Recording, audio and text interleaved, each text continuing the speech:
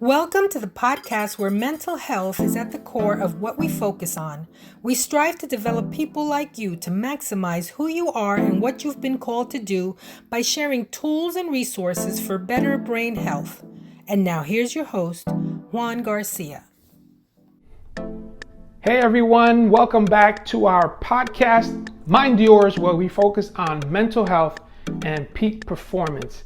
Well, it's Thursday and it's summer 2020, and as promised, we are going to bring you Temperament Thursdays. Now, you may be asking, well, why temperament? What is this about temperament? I've heard of it, but what's the big deal? Well, I think it's important that we all know what our temperament is, and there are variations of temperaments, there are blends of temperaments. That's why I think it's important to discuss this approach when it comes to counseling or therapy. There are other methods that I use personally with my clients, but one of them, and the main one that I like to use with everyone, is temperament therapy. And basically, temperament therapy has been around for a long time, and we have generally known about temperament therapy, where there are 4 that have been mentioned since its inception and beginning, when it all started. And the 4 of them are the sanguine, the choleric, the melancholy, and the phlegmatic. But with the National Christian Counselors Association, there's a 5th temperament that has been added due to the research that Doctors Richard and Phyllis Arnault, founders of the NCCA, developed, and they saw fit to add it once all of their research was compiled. And there were years of success in seeing how valid this actual 5th temperament is. And so as we go through Temperament Thursdays, I will be highlighting each temperament individually, meaning I'll have an episode for each temperament and how it is that we define them and how it is that we use the assessment to help individuals develop and grow in the areas that they need. And so, as I mentioned, the National Christian Counselors Association, which is where I am a member of and I am licensed with them, we use this approach, which is an approach that we hand over the clients a questionnaire, whether physically or online, preferably online.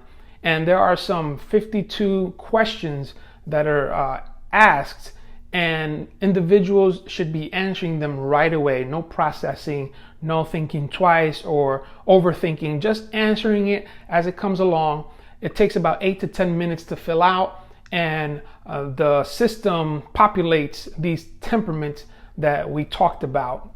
And so the beauty of it is that it's a temperament analysis tool that has been developed, and it really focuses on the innate aspect of who we are, which means that it's the temperament which is not changeable. This is not something that can be changed. This is the way we are wired.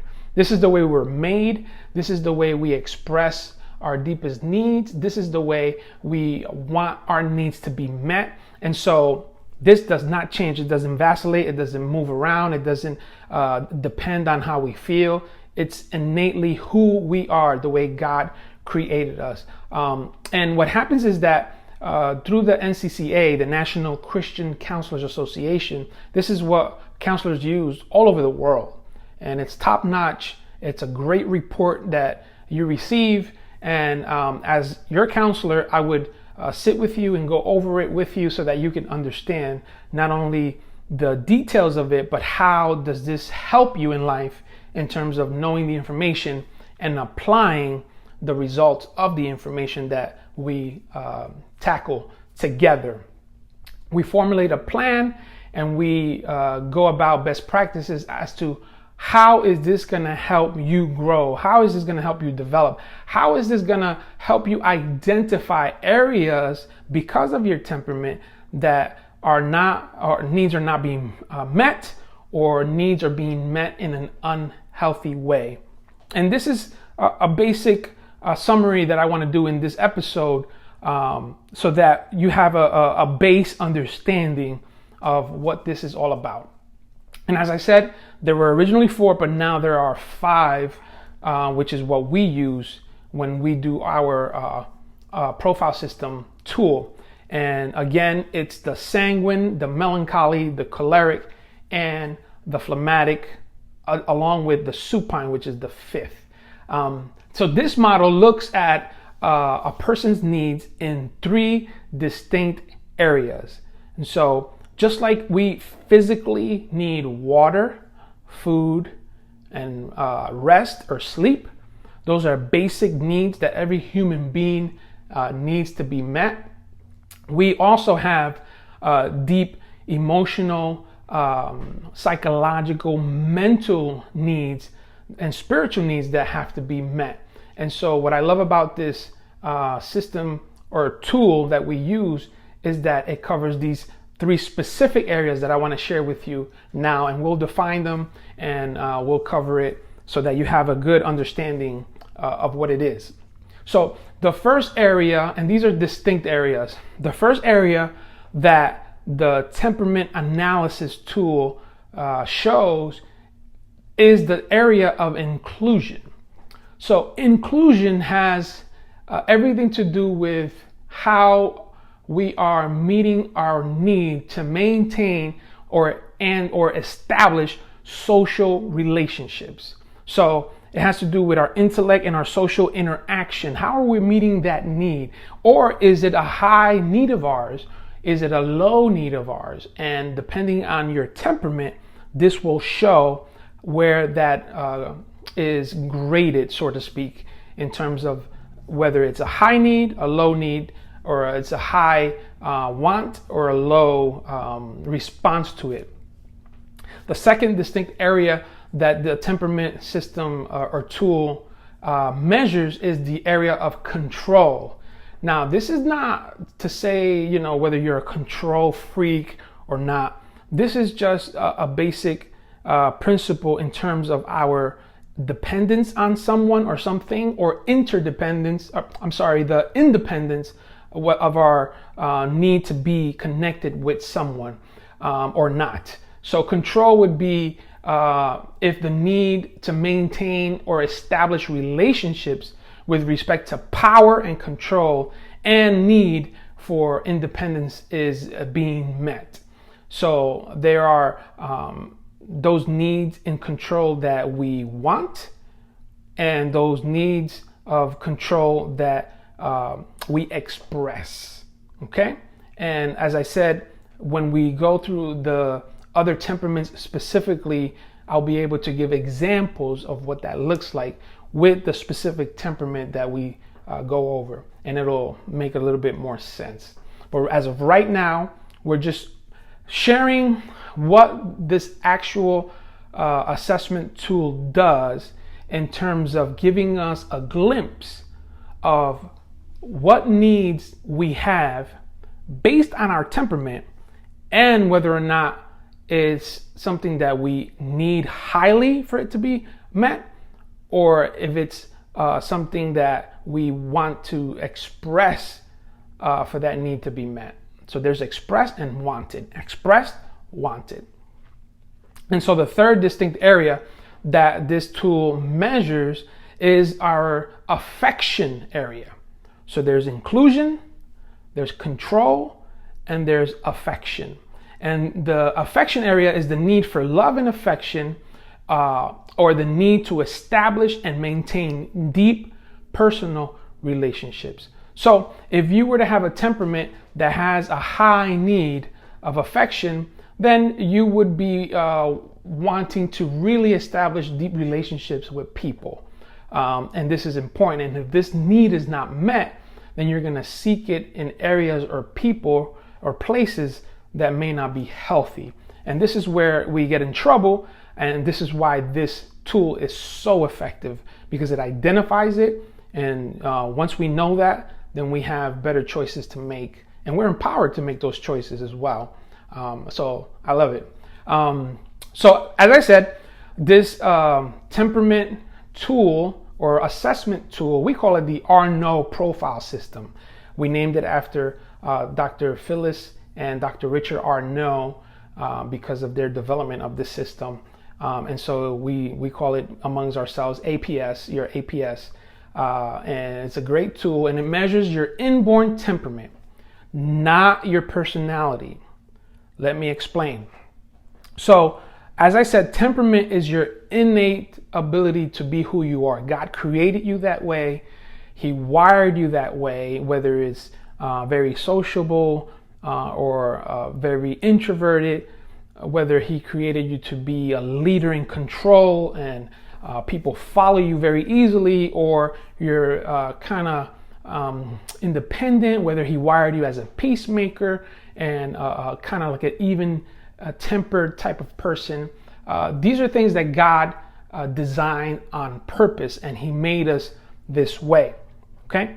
The difference with personality is that personality is almost like a mask that we can put on depending on how we feel, depending on the environment that we're experiencing it in the moment, depending on situation. For example, you can be a person that's introverted by temperament, but if something were to go down that would require for you to respond because it's an emergency, you may put on a personality of, we got to do this, we got to do that, and you kind of jump on things. And if you're an introvert, you're probably very analytical, so your analytical side starts to really vamp up. Okay, make sure that this is happening, this is happening, this is happening, and that will usher you into being a little bit more extroverted for the circumstance. But that doesn't mean that you are extroverted. It just means that we sometimes take on a personality depending upon what's happening around us or how we feel. Also, another example for personality is when someone has too much to drink. You'll see another aspect of them. It's a personality that they put on, whether it's humorous, whether it's truthful telling, so many different things that you can think about. That would be defined more as personality.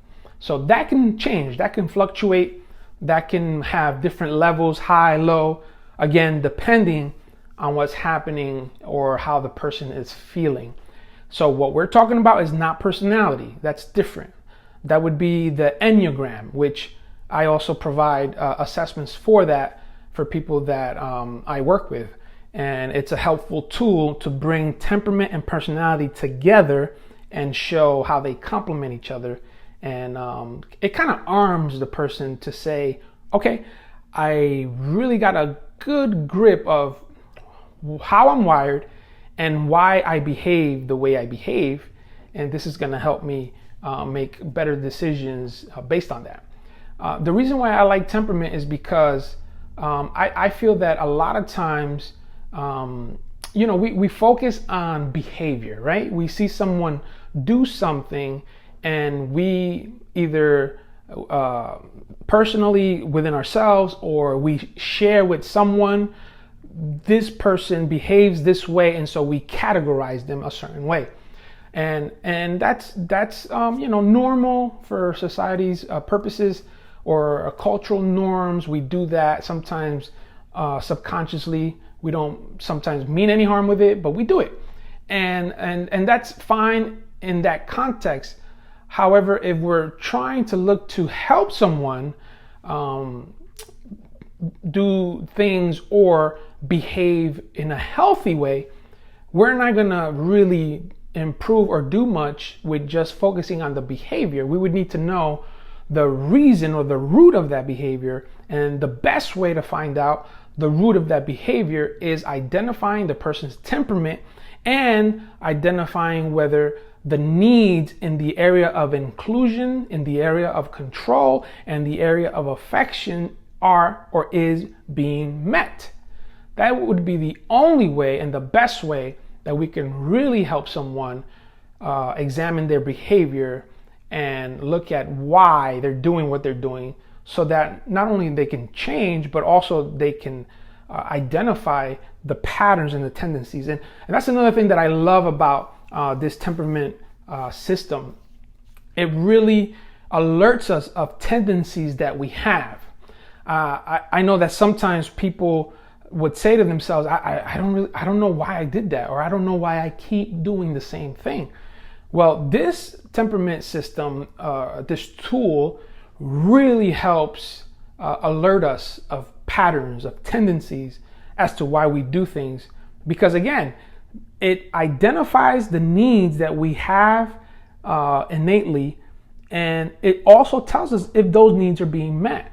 And if they're not, we are going to succumb to unhealthy habits, unhealthy ways of meeting those needs. I hope that makes sense, but comment in the description area. Let me know how you're processing all this information. And also, I'm gonna make available information where you can send us an email if you actually want to take this temperament assessment, so that you can also benefit from this tool as you grow and develop in your life. One of the things that I love, again, about this tool is that it also highlights our strengths. So if your temperament suggests that you are innately a leader, as I said before, then it'll highlight it. It'll show you the strength of that aspect, meaning are you a high efficiency leader? Or are you just a low key, kind of behind the scenes type of leader? It'll highlight all that. And another thing that it does is that it also highlights our weaknesses or challenges. And the good thing about this is that it gives us an opportunity to reflect and see them for what they are, not for what someone says, or not because of a specific behavior we went about. It'll actually show us why, and then it gives us an opportunity to get better, to transform in those areas. And also the people that are close to us, that love us, they can identify the whys, and we can engage in communication much better and much clearer because there's an understanding. I don't know about you, but what helps me have very healthy relationships, especially with people that I love, that are close to me, is understanding them. The better we understand each other, the better we will handle situations, the better we will love each other, support each other, and have an empathy and compassion towards each other. And this is why, again, I love this tool. Now, just to be clear, out of all temperaments, the 5 temperaments, there is not one that's better than the other. So this is not a matter of saying, well, I'm this and he or she is that. That means that I'm a little, no. There is no better or worse temperament. There are just differences. We were all created equally in terms of God's image. I personally believe that. That's part of one of my core values, that I was created in the image of God. Therefore, I have purpose. Therefore, I have meaning in life. And so I believe that we were all human beings were created equally in that sense. And what makes us different, not necessarily just our hair or eyes or lack of hair, but what really makes us different is the way we go about meeting the needs of our temperament, the way God made us. That's what makes us different. So very important to get a handle of that, because we can't get caught up on whether, I would prefer to be, I know when I was growing up, some guys would say, specifically with ethnicity like mine, Hispanic ethnicity, some guys would say, oh man, I wish I had straight hair. And then some of my friends that had straight hair would say, man, I wish I had curly hair, that I could just gel it up and get that soul glow, that common and famous look that existed, the Jerry curls back in the days. So those are differences that we can, compare and look at, but temperament wise, this is the way we're wired, and this is the way God made us. There's no need to seek or try to be like someone else, because then if we do that, that would be our personality. And really, that's a facade. That's a mask. That's not who we really are. And I will share this with you. One of the reasons why I really love this system is because I know that there are many people that are walking around in life not really knowing who they are, or they've lived a life based on a personality that they've picked up along the way, whether they experienced some trauma in life, rejection, they tried to fit in, they didn't really know who they were, or they don't know who they are, and they're trying to see their purpose in life in success and social economical status. So many different things that people wrestle with in terms of false ideologies and false beliefs. And they walk around with personalities because they want to try to fit in, or they don't want to stand out in a way that they may be looked upon less than or with less value. And that, for me, that hurts so deeply, because God made us in such a way innately with our temperaments that we all have something to give. We all have something to offer in this world. And when we know our strengths, we can bless people. We can be a blessing to people. We can really maximize our potential and go out there and be bold and confident in who we are, because we realize who we really are. And we're not trying to put this personality or this mask to befriend people or just to fit in. That's not necessary.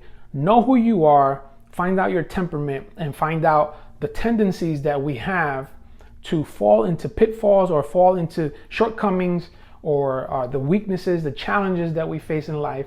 And once you identify that, it's like a superpower. And with God's help and with me coming alongside you and helping you in your journey, we can really, really maximize our time together, and you will start noticing the difference in your outlook, not only of life, but of yourself and others. So powerful. So the most important thing about temperament that I feel that you need to know within this episode is that we all have needs, and these needs must be met. Okay? In these three specific areas: inclusion, control, and affection. Now, if those needs are not being met, then I'm pretty sure that in reality they are being met in a very unhealthy way. You may be thinking, that doesn't make sense. Well, because how are you living life if your needs are not being met? You may not see them being met in the way you feel they should be met, but we figure out a way to meet them.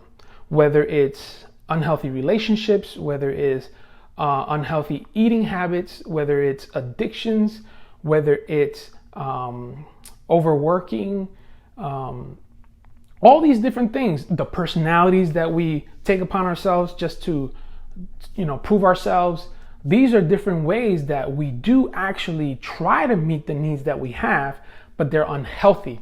And this is why I want to encourage you to take the temperament assessment so that you know exactly what those needs look like and how to meet them. And those people that love you also will know how to meet your needs because of knowing how you are wired. So powerful. So again, there's 5 temperaments that we cover. There is the sanguine. The sanguine is usually known as the extrovert that needs people, lives off of people. This is the typical public speaker, the salesperson, what they call the life of the party, the person that comes in and is always smiling, usually wears bright colors and, hey, how you doing? And everybody kind of is attracted to this person because they have so much energy and so much joy. It's contagious. There's also the choleric temperament, and the choleric temperament, and these are just summaries, and as I said, we will go into details of each of them. The choleric is the type of temperament that is a leader, but is more interested in the specifics of how are we going to do this. Black and white. Don't give me the details. Don't give me all the coloring. Just tell me, do we have what we need, and how are we going to do it, and let's get it done. That's the choleric. It's the dominant type of temperament. It's the temperament that gets things done. The third temperament is the melancholy. The melancholies are loners. These are the people that are usually known for their music, for their art, the people that can be in a room by themselves all day, creative, artsy. These are the people that analyze, that process. The way they express is all intellect. Opposed to the sanguine, the way the sanguine expresses is extrovertedly, with relationships, with people. The melancholy does everything internally and with tasks. Give them a task, they'll do it in their own way, at their own time, all by themselves. They don't need you to check in on them all the time. They just give me what you want me to do, and I'll get it done. So having said that, these temperaments are also good to know for corporations, for teams, for any type of team that you have. If you want to know how to best communicate with your team, have them do a temperament profile, and you will really get a good in-depth view as to what triggers them and how to get the most and the best out of them. So I just want to throw that in there. The fourth temperament is the temperament of phlegmatic. And the phlegmatic is the one that's even tempered, the one that does not get stressed out too easily, very low energy. The phlegmatic is also can be a people person, but that drains him, and also it can also be intellectual. So he or she is the one that's kind of balanced. The phlegmatic, if there's an emergency, there's a fire, will not freak out, so to speak, will not jump up and no. The phlegmatic will be even tempered and kind of in their own pace and say, okay, all right, how long is this going to be? That kind of thing. So the phlegmatic by nature is like that. So if you lead a phlegmatic or you love a phlegmatic and you feel like they're lazy, because they can be known as procrastinators, they get things done. They just get them done in their own speed. So you have to have patience with them. You have to love them for the way they're wired, but they're so necessary because sometimes, for example, the choleric or the sanguine will want things done and want, the bottom line, and does not really look at the details of things. And the phlegmatic can say, it's okay, we're going to get it done. And in their own pace, they get it done. So very important to know these temperaments because they balance people out. So in the fifth one, which is the one that our husband and wife did some research on and included it, is the supine.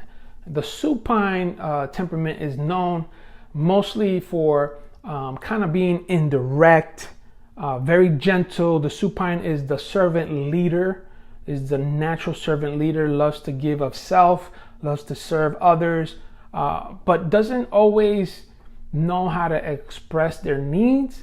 And so they're very indirect and they expect you to know what their needs are and how to meet them. And so the supine can sometimes be known as high maintenance emotionally, if you will. So good to know these different temperaments. So that's basically what I wanted to share with you. And the reason why this is hopeful is because once you know someone's temperament or your own temperament, again, as I said, you know their strengths, you know their weaknesses, and then you'll know how to communicate to meet the needs that these individuals have based on their temperament, based on the way they're wired. So please, if you have not subscribed to our podcast, do so. We are on YouTube. So subscribe, hit the notification bell so that you get alerted when we have these episodes up and running, so that you can enjoy and glean in from the information, so that you can enjoy these resources. Temperaments are important. I think it helps everyone to understand themselves better and others, and communication becomes a little bit more clear and easier to deal with because we know how we are wired. And one final thing that I will say is that as we're looking at these temperaments, it is so important to know that there's a sense of vulnerability that we get to see of ourselves that helps us really, be patient with ourselves, be kind to ourselves. And it helps elevate our game, if you will, because now we're challenged to see how we can maximize the way God wired us. And it's an amazing ride. It's a lot of fun because we get to know ourselves so much better, and we get to know others even better as well. So keep tuning in. Thank you so much for your support. Now, if you want to take the temperament profile assessment, email us at info@juangarciaenterprises.com.